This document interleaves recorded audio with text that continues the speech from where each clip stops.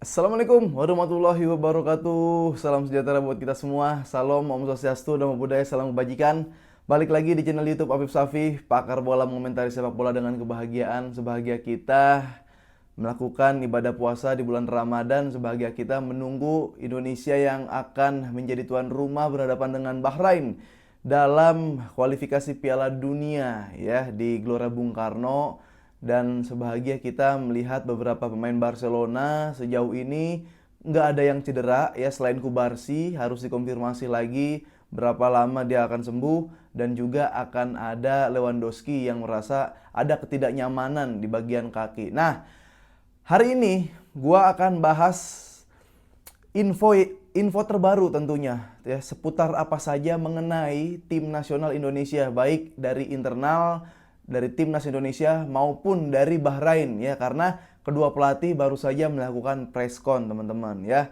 Dan akan bahas juga Barcelona yang akan menjamu Osasuna, tentunya info-info seputar Barcelona. Dan gue juga mau ngucapin buat teman-teman Karbol Mania yang nonton Dance TV episode pertama, ada gua sebagai host di situ bersama Bung Harpa. Jadi ada Bung Harpa sebagai narsum yang entah kenapa tiba-tiba dia lagi rame ya, gua nggak tahu waktu itu ada statement apa, dan nanti mungkin gua akan jelaskan sedikit setelah gua kulik masalahnya tiba-tiba rame ini Bung Harpa. Tapi terima kasih, baru udah 10 ribuan yang nonton, terima kasih buat YouTube yang beda genre tiba-tiba masuk sport. Oke lah, itu hitungannya. Oke. Langsung aja teman-teman ya, absen kalian absen dari seluruh Indonesia, Sabang sampai Merauke dimanapun kalian berada. Semoga semua dalam keadaan sehat walafiat, yang lagi sakit diangkat penyakitnya, yang belum kerja segera mendapatkan pekerjaan, yang lagi sekolah atau belajar mendapatkan nilai yang baik, mendapatkan nilai yang bagus sehingga diterima di universitas atau kantor yang kalian inginkan. Oke, teman-teman. Jadi ada dua preskon. Yang pertama preskon dari Patrick Kluivert yang mengatakan juga di media-media lain, dia mengatakan bahwa ini adalah lawan yang berat. Lawan yang berat karena ya Bahrain akan memainkan pertandingan secara alot itu. Biar bagaimanapun Bahrain ini adalah negara yang berada di peringkat 80-an ya. 80 atau 60-an. Nah, ya 60-an, 80 kayaknya. 80 peringkat FIFA yang pasti di atas Indonesia.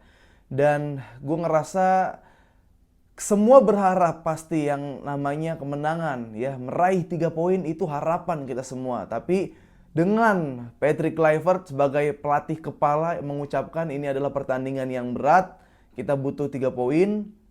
Secara tidak langsung gua sebagai penikmat sepak bola, fans timnas juga, gue dari sisi mana dulu ya, itu gue menganggap bahwa ya bagus. Yang dia katakan adalah hal-hal yang sering dilakukan oleh pelatih untuk menurunkan ekspektasi. Karena yang kita kadang yang ketinggian ekspektasinya nih, apalagi dengan datangnya perangkat yang dibawa oleh Kluivert dan tim, gitu ada ekspektasi lagi muncul. Nah, nggak apa-apa dia ngomong kayak gitu, biar kitanya nih ekspektasinya tuh turun.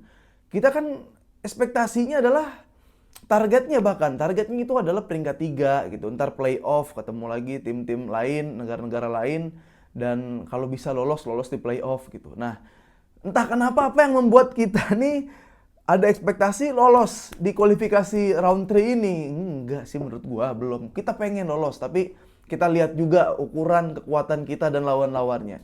Jadi preskon yang dilakukan ada ditemani oleh Marcelino, itu gue mengatakan ya bagus buat menurunin ekspektasi, tapi kita sebagai supporter jangan menurunkan energi positif, energi doa dukungan untuk tim nasional Indonesia. Itu udah pasti, nanti bahas lagi di belakang. Nah, yang menarik ini adalah preskon dari pelatih Bahrain. Dia mengatakan kita juga sebenarnya bingung melawan Indonesia ya. Setiap main, setiap game ada pemain baru datang, ada orang yang bukan dari Indonesia katanya. Terus saya juga bingung, padahal Indonesia penduduknya banyak 300 juta gitu. Tapi kenapa mereka selalu membawa pemain dari luar, bawa pemain yang dari Belanda katanya dia. Ada bawa pemain dari Inggris katanya. Nah, ini gue ada sudut pandang nih buat gue ya.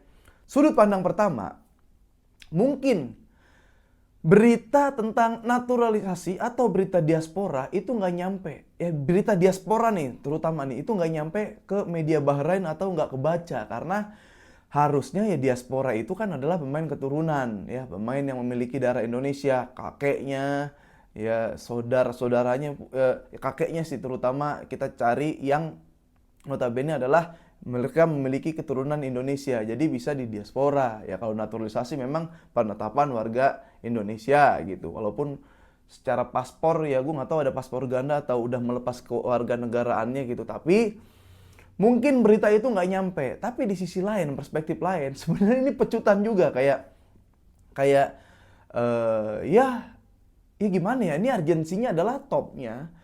Urgensinya adalah kita ngambil poin gitu dan melihat ya, infrastruktur mungkin melihat sumber dayanya kita memang harus diperbarui lagi. Kita harus memang memiliki sumber daya yang ya berkualitas dan mampu bersaing di kancah dunia gitu. Nah, sejauh ini ya itu yang bisa kita lakukan.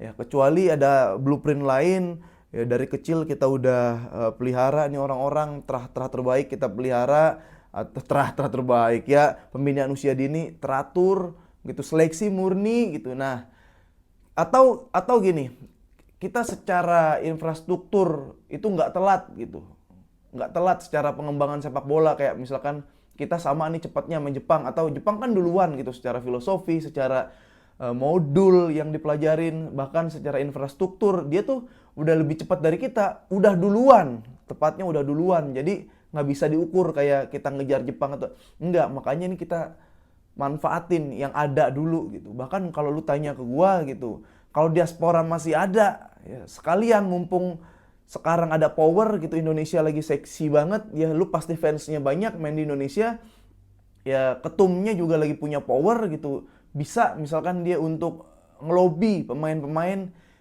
ya mumpung sekarang dan takutnya tuh udah nggak ada lagi gitu tahun-tahun depan atau 2 tahun 3 tahun berikutnya udah habis, ya mendingan dihabisin yang banyak, diambil yang banyak, kalau gue kayak gitu. Jadi ini bagus banget, gue seneng sih statement dari pelatih Bahrain ya, sebagai sosok dia ngasih sikap bahwa ya, gue mau lawan Australia gitu, lawan Indonesia mana Indonesianya nih, orang Belanda dateng, orang Inggris datang, ya mungkin ada ketidaktahuan atau informasi yang miss yang nggak nyampe ke pelatih Bahrain. Tapi secara tidak langsung ini pecutan juga untuk kayak ayo dong kembangin pembinaan usia muda biar ya timnasnya nanti kebentuk bagus, nggak repot lagi mungkin ngelobi naturalisasi gitu, biar udah bagus dari sini.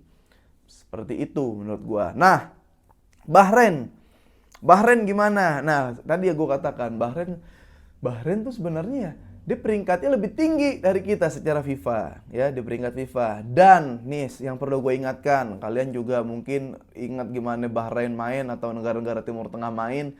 Nah di Indonesia ini lawan Australia, itu Australia menggunakan full teknik, Australia menggunakan teknis, ya strategi ada, individual taktikal ada, kualitas bermain mereka punya. Jadi dia bermain menggunakan teknis, ya. Jadi kalau Bahrain ini lebih banyak non teknisnya. Ya walaupun sekarang kayak kemarin Jepang sempat kewalahan tuh, walaupun menang 2-0, tapi Bahrainnya ternyata upgrade. Bahrainnya bagus. Dia mengandalkan serangan balik dengan cepat. Ya dia main di sisi wide dengan baik, akselerasinya luar biasa.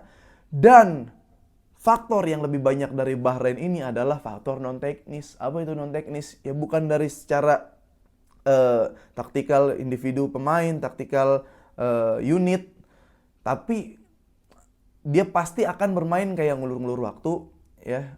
Dia pasti akan merusak irama atau tempo jalannya pertandingan. Dia menghancurkan. Kalau Indonesia lagi determinasi, dia akan melakukan provokatif, ya. Pergerakan-pergerakan atau tindakan-tindakan provokatif.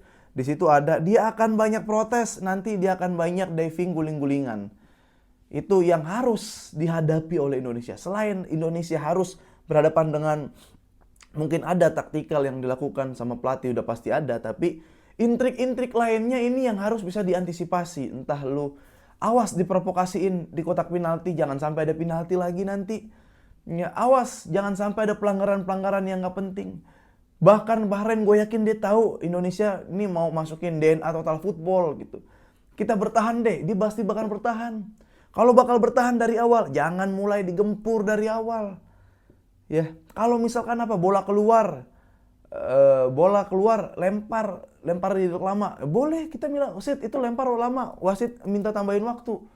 Ya free kick Indonesia, bolanya pasti ntar ditendang dulu, kasih tahu wasit dia nendang bola nih, waktu kepotong 20 detik, jadi tolong nanti tambahan waktu 20 detik, kayak gitu boleh. Ya, diprovokasiin hati-hati, tindakan-tindakan provokatif hati-hati. Dan yang lebih penting, seperti yang gue katakan, kalau kita memasukin DNA total football, ball position, kita cari momen yang tepat. Sepak bola ini masalah momen. Lu cari klub atau negara yang paling jago di dunia sekarang, siapa yang pakai tiki taka atau total football.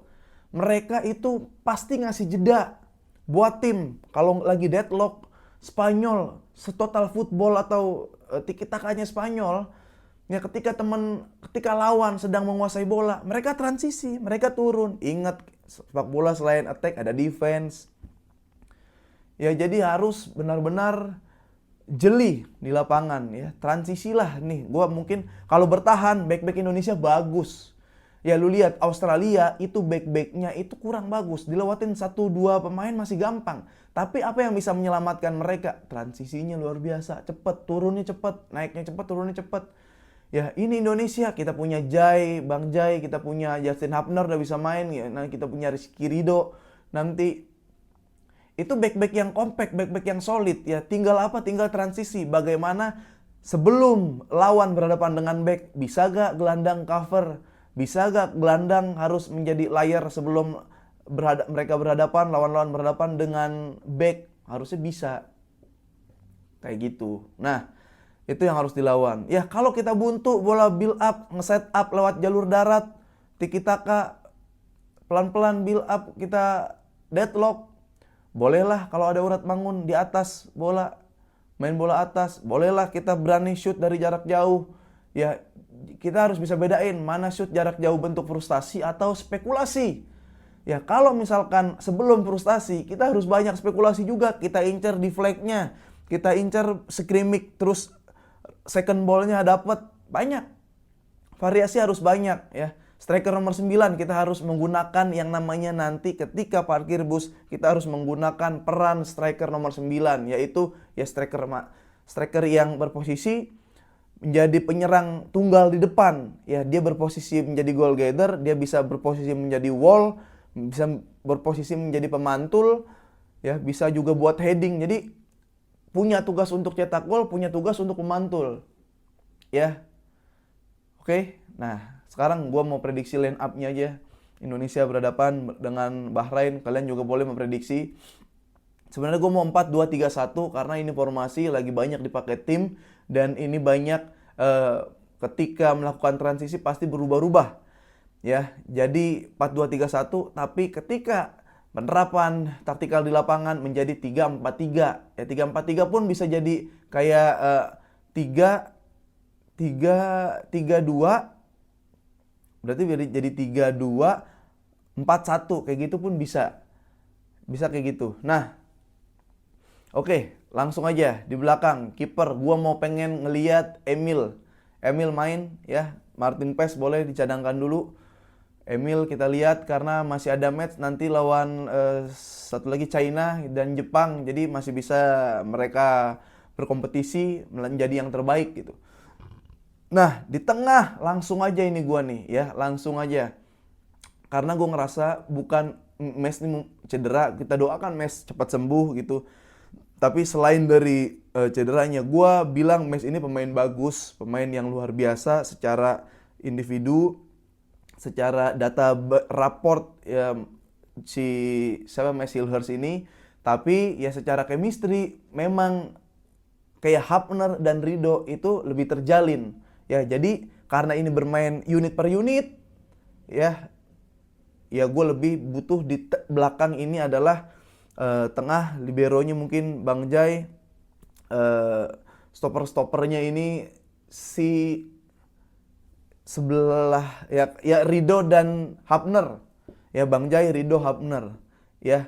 Gue masih memainkan Kevin Dix ya, kita nggak bisa intervensi pelatih, tapi gue ngasih ya pengen aja ngelihat line up seperti ini. Ada Kevin Dix yang kenapa dipasang karena beliau habis gagal melakukan penalti ya. Bukan cuma kayak mau ngancurin mental, enggak, Karena gue yakin justru dengan gagalnya melakukan eksekusi penalti itu akan menambah semangat, itu akan menambah jiwa kompetitif yang akan memberikan pembuktian buat diri sendiri, buat tim, buat rakyat Indonesia tentunya. Ya, jadi Kevin Dix gue yakin dia akan bermain lebih dari 100%.